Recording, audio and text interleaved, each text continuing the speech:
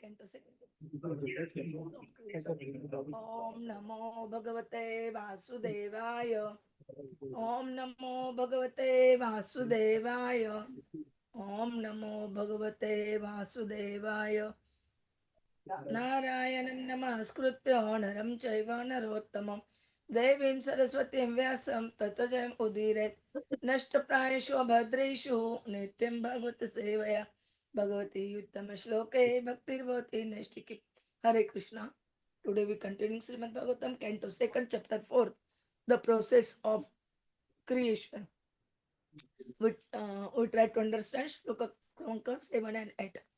Yatha gopayati vibhuhu. Yatha gopayati vibhuhu. Yatha sanyachate punaha. Yatha sanyachate punaha.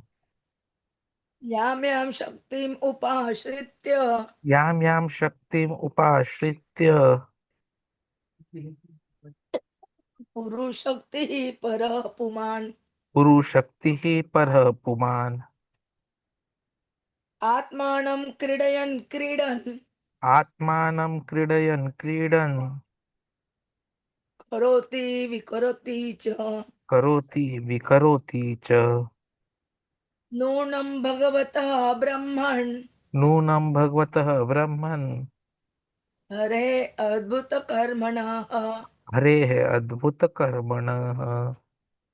Durvibhavyam iva abhati. Durvibhavyam eva bhati. Kavibhi cha api cheshtitam. Kavibhihi cha pi cheshtitam. Yatha gopayati vibhuhu. Yatha gopayati vibhuhu. Yatha sanyachate punaha. Yatha sanyachate punaha. Yam yam shaktim upashritya. Yam yam shaktim upashritya. Puru shakti parah puman.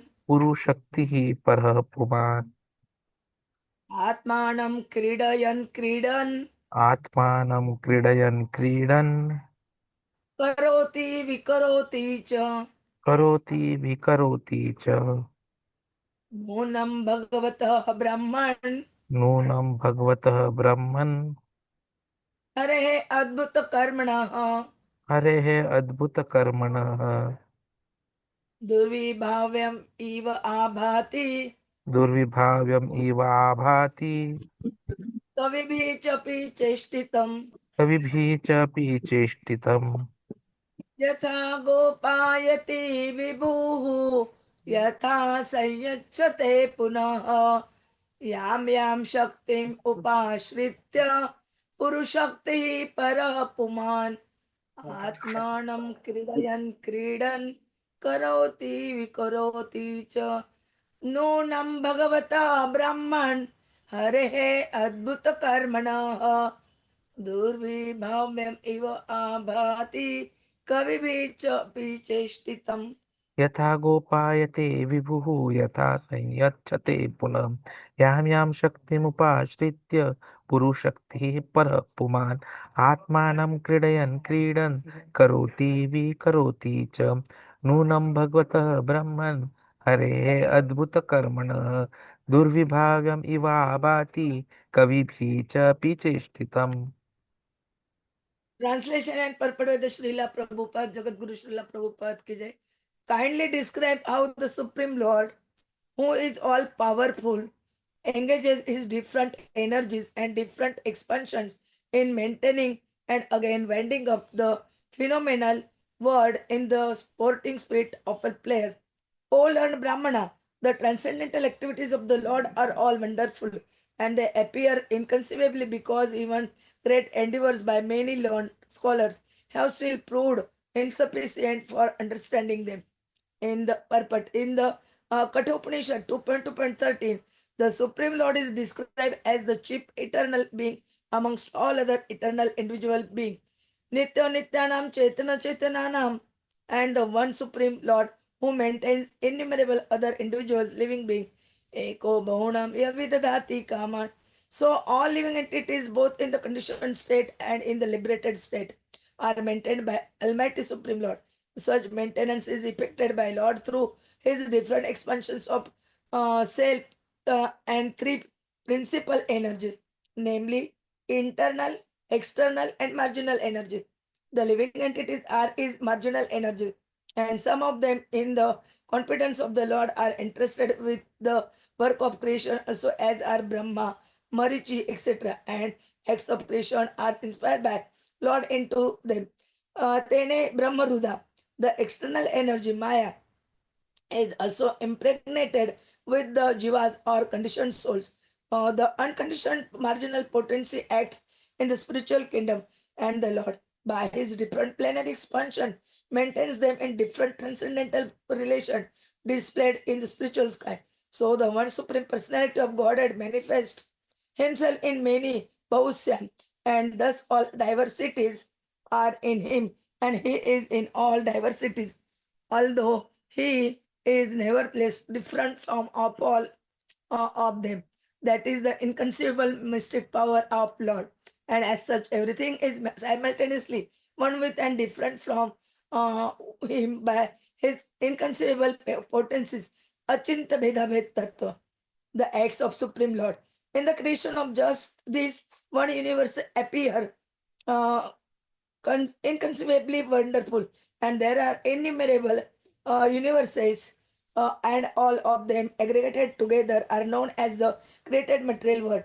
And this part of his creation is only a fractional portion of the complete creation. The material world stands as a part only eka anshena sthita jagat, supposing that the material world is a display of one part of his energy. The remaining three parts consist of the Vaikuntha Jagat or spiritual world described in the Bhagavad-gītā and as Madham or Sanatan Dharma or the eternal world. We have marked in the previous verse that he creates and again winds up the creation. This action is applicable only in the material world, because the other greater part of his creation, namely the Vaikuntha world, is neither created nor annihilated. Otherwise, the Vaikuntha Dham would not have been called eternal. The word exists with Dham. His eternal name, qualities, pastime, entourage, and personality are all a display of his different energies and expansion. The Lord is called Anadi, or having no creator, and Adi are the origin of all. We think in our own imperfect way that the Lord is also created, but the Vedanta informs us that He is not created, rather, everything else is created by Him. Narayana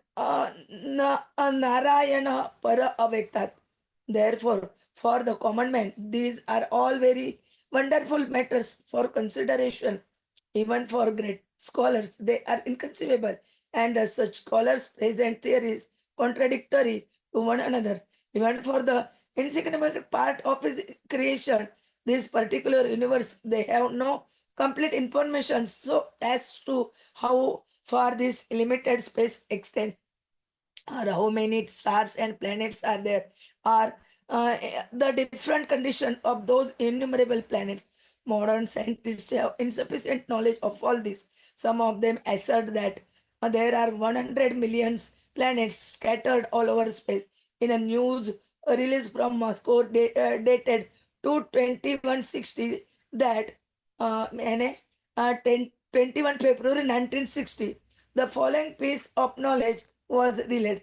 Russia's well-known professor of astronomy, Boris Vorontsov, Veli and Minov, said that there must be an infinite number of planets in the universe inhabited by being endowed with reason. It could be that life similar to that on each flourishes on such planets.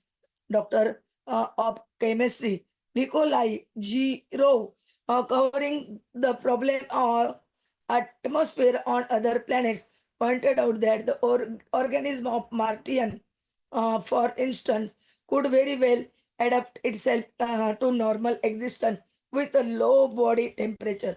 It said that he felt that the gaseous composition of Martian atmosphere was quite suitable to sustain life of being which have become adapted to it.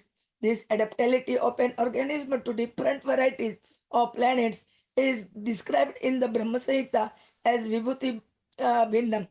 That is, each and every one of the innumerable planets within the universe is endued with a particular type of atmosphere, and the living beings there are more perfectly advanced in science and psychology because of a better atmosphere.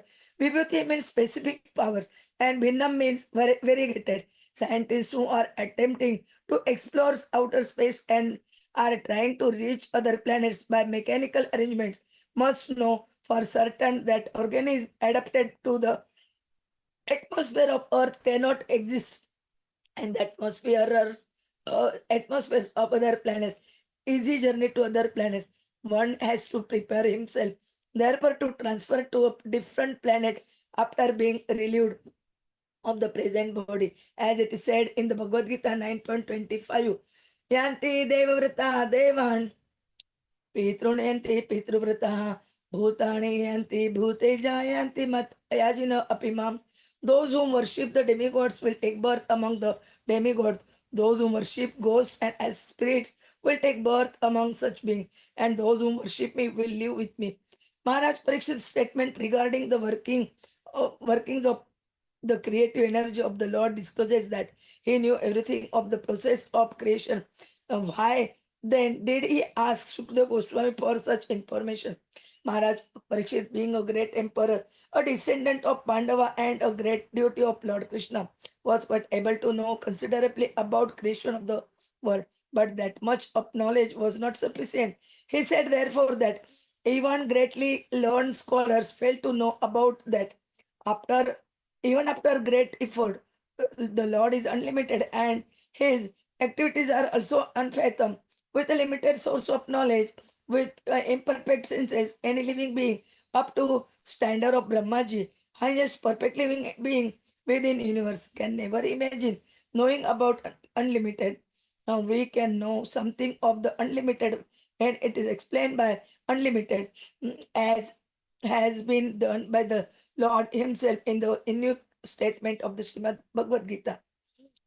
And it can also be known to some extent from realized souls like Ashuda Goswami, who learn it from Vyasdeva, a disciple of Narada, and thus the perfect knowledge can descend by the chain of disciplic succession only, and not by any form of experimental knowledge, old or modern.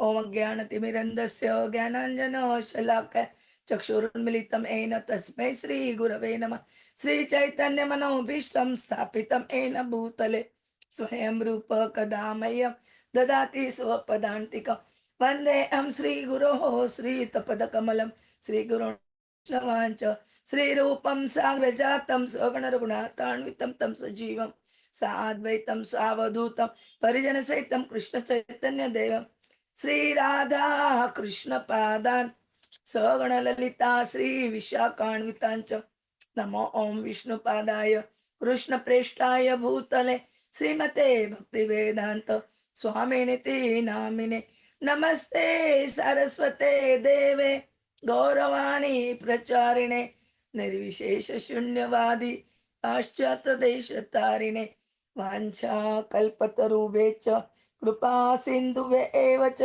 पतितानां पावनेभ्यो वैष्णवेभ्यो नमो नमः। जय श्री कृष्ण चैतन्य प्रभु नित्यानंद श्री अद्वैत गदाधर श्रीवासादि गौर भक्तवृंद। हरे Krishna Krishna Krishna Hare Hare Hare Ram Ram Ram Hare Hare Hare Krishna Krishna Krishna Hare Hare Hare Ram Ram Ram Hare Hare Hare Krishna Krishna Krishna Hare Hare Hare Ram Ram Ram Hare Hare Hare Krishna.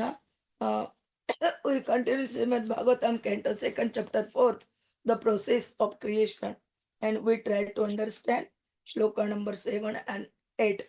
In the shloka number 7, they describing about the Supreme Lord. who is powerful, all powerful, and engages his different energy, different expansions in maintaining and again winding up all as the spirit of a player. And in 8 number shloka, they describe about the acts of the Supreme Lord in the creation of just this one universe appears inconceivable wonderfully. And they giving some examples like Russia, astronomer of the Russia, Boris Vorotsov, William Mino, who said there must be an infinite number of planets in the universe inhabited by being endowed with reason. Then Dr. Chemistry Nikolai Giro, all such examples are points. Vibhuti, what is meaning of Vibhuti? What is meaning of Bhinnam? All they describe, Prabhuji will tell us is nicely in Hare Krishna. Vancha kalpatarubhecha kripasindhubhecha. Dhanam paune bhivishvabhyo namo namah. Hare Hare Krishna. Krishna. Hare Krishna. Thank you very much, Mataji, for summarization of these important points. So basically, these two shlokas, they are very powerful, revealing Parikshit Maharaj deep inquiry into the transcendental workings of Krishna, who is the Supreme Personality of Godhead. Hare Krishna. Am I not audible, Mataji? Hare Krishna.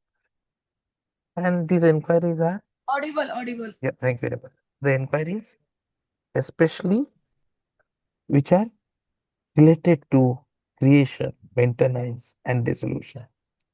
So everything is executed in a sportive mode by Krishna. And he does not do it actually. Actually, what is being done is all of this is being done through his multifaceted energies. So what we learn is the profound, inconceivable nature of Krishna's activities.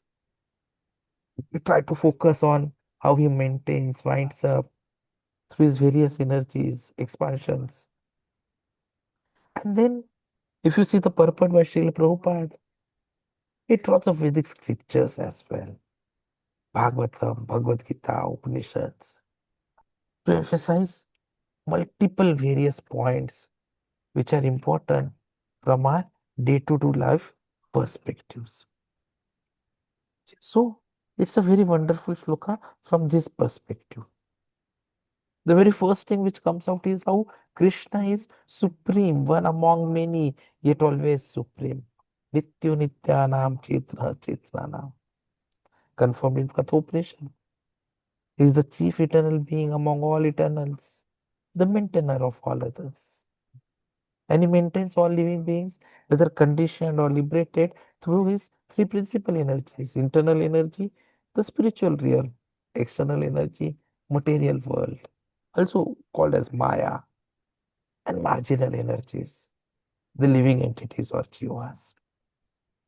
The jivas, the marginal energy, they assist further in creation. Example, Brahmaji, while the Lord remains the master of all. So, he is simultaneously one with and different from everything. And this is Achintya Bheda Bhed Tattva. The second point which comes out through the purport is understanding about the vastness of creation, which is just a fraction of his potential. Material world is only 1/4 of his full creation. Ekaunshena Stita Jagat.